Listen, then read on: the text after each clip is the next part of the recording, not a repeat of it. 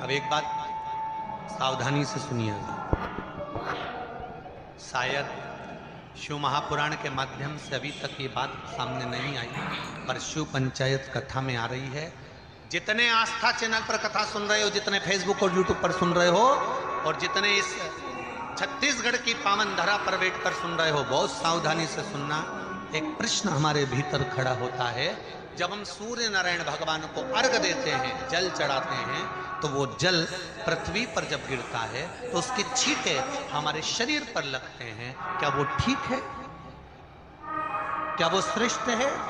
तो शिव महापुराण की कथा कहती है, जब हम सूर्य को अर्घ देते हैं, सूर्य को जल चढ़ाते हैं, वो पानी जब पृथ्वी पर गिरता है, उसके छींटे हमारे शरीर पर लगते हैं, तो वो श्रेष्ठता का भाव निर्मित करते हैं। वो गलत नहीं हो सकता। कारण अब वो भी समझ लीजिए।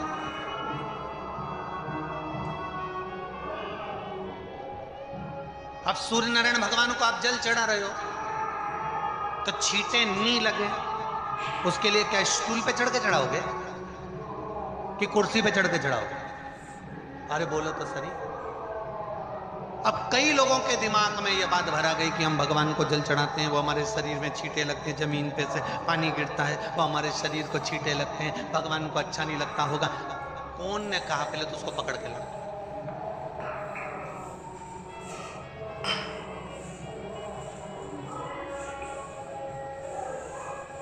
क्योंकि मेरे राम जी महाराज, मेरे भगवान कृष्ण, बड़े बड़े संत, साधु, सन्यासी, तपस्वी, साधक, उपासक जितने भी हुए, जिन्होंने सूर्य की आराधना करी, इन्होंने टेबल पे चढ़कर या कुर्सी पे चढ़कर जल नहीं चढ़ाया। इन्होंने पृथ्वी पर खड़े होकर ही, क्योंकि पृथ्वी तत्व के देव है शिव।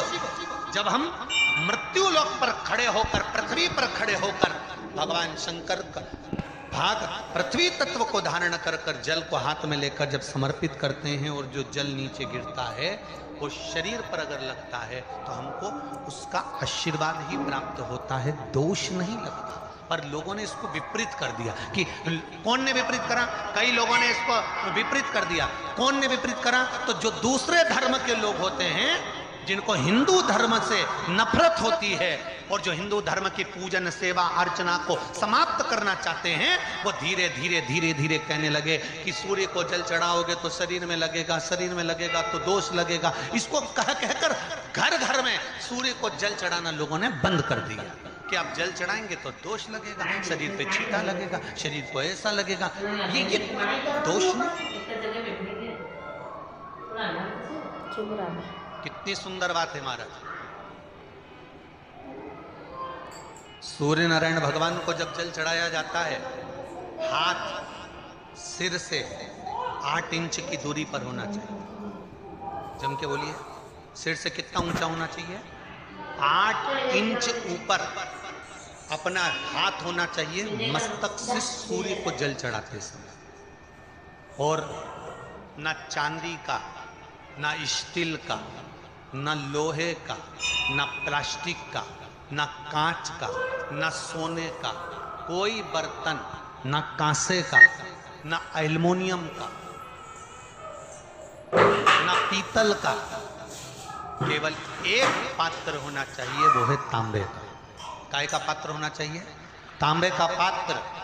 और सूर्य नारायण भगवान को जब 8 इंच ऊपर तुम्हारा हस्त है, और जब हम सूर्य को जल चढ़ा रहे हैं, कैसे जल चढ़ाना है वो भी समझ लीजिए। अगर कोई कैंसर का मरीज है, जिसके चेस्ट में कैंसर आ गया हो, लेफ्ट में, राइट में कहीं पर कैंसर आ गया हो, या कोई गठान आ गई हो, तो महाराज आप जल चढ़ाते समय उस जल की धार को सूर्य भगवान को जब चढ़ा रहे हो, तो धार आपकी गठान की ओर जाना चाहिए, जिससे सूर्य की किरण उस जल में से आपके उस स्थान पर पड़े, उस जगह पर पड़े जहां पर गठान है। महाराज आप लगातार जल तो चढ़ाना चालू करो, अच्छे अच्छे डॉक्टर फेल हो जाएंगे और कह देंगे गठान ठीक हो। आपका लीवर और किडनी गड़बड़ कर रहा है, आप प्रतिदिन, आपका स्वास्थ्य गड़बड़ रहता है, आप प्रतिदिन ये ज्योतिष शास्त्र के अंतर्गत, रत्न शास्त्र के अंतर्गत ये रत्न शास्त्र, ज्योतिष शास्त्र, रंग शास्त्र जो हमारे यहाँ है, रंगों के हिसाब से ये जितने रत्न होते हैं, माणिक हुआ, मोती हुआ, नीलम हुआ, मूंगा हुआ, पुखराज हुआ, ये क्यों कहते हैं ये पीला है, ये सफेद है, ये नीला है, ये लाल है, इसको शरीर में क्यों पहनाते हैं? उसका कारण होता है कि जब शरीर में पहनते हैं सूर्य की किरण उसमें पड़ती है, हमारे शरीर पर वो कलर का इफेक्ट पड़ता है, उस कलर को शरीर पर लगता है, और शरीर पर लगता है तो हमारा शरीर धीरे धीरे, हमारी जो इंद्रियां हैं वो सही होने लगती है, काम सही होने लगता है। तो आप कहते हो ना, मैं कौन सा नग पहनूं, मैं कौन सा मोती पहनूं, मैं कौन सा पुखराज पहनूं, मैं कौन सा नीलम पहनूं, वो ज्योतिष शास्त्र के अंतर्गत, रत्न शास्त्र के अंतर्गत जितने रत्न हम पहनते हैं ये केवल उस किरण के लिए ही तो पहनते हैं कि जो सूर्य की किरण मिले, उस किरण का प्रभाव हमारे शरीर पर पड़े। तो सबसे अच्छा है कि शंकर भगवान का नाम लो, तांबा का लोटा में जल भरो, 8 इंच ऊपर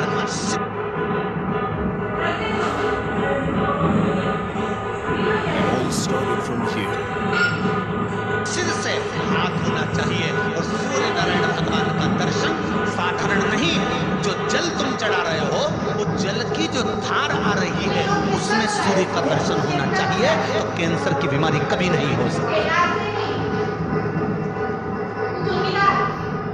लीवर, किडनी, हार्ट, आपके हार्ट में अगर तकलीफ है, डॉक्टर ने कह दिया किसमें स्ट्रोक है, आपको कहीं ना कहीं छल्ला डलेगा, आपको प्रॉब्लम आ रही है, आप सूर्य को अर्घ देना चालू कर दो, सूर्य को जल चढ़ाना चालू कर दो। आप सूर्य को जल चढ़ाओ, वो जल की जो तरंग आ रही है, वो जल जो निकल कर जा रहा है, उसकी जो किरण आपके हृदय पर, आपकी छाती पर पड़ रही है, नाड़ियों में पड़ रही है, नसों में पड़ रही है, उसको देखो तो सही, ये लगातार चढ़ाओ तो 15 दिन 20 दिन कर तो देखो,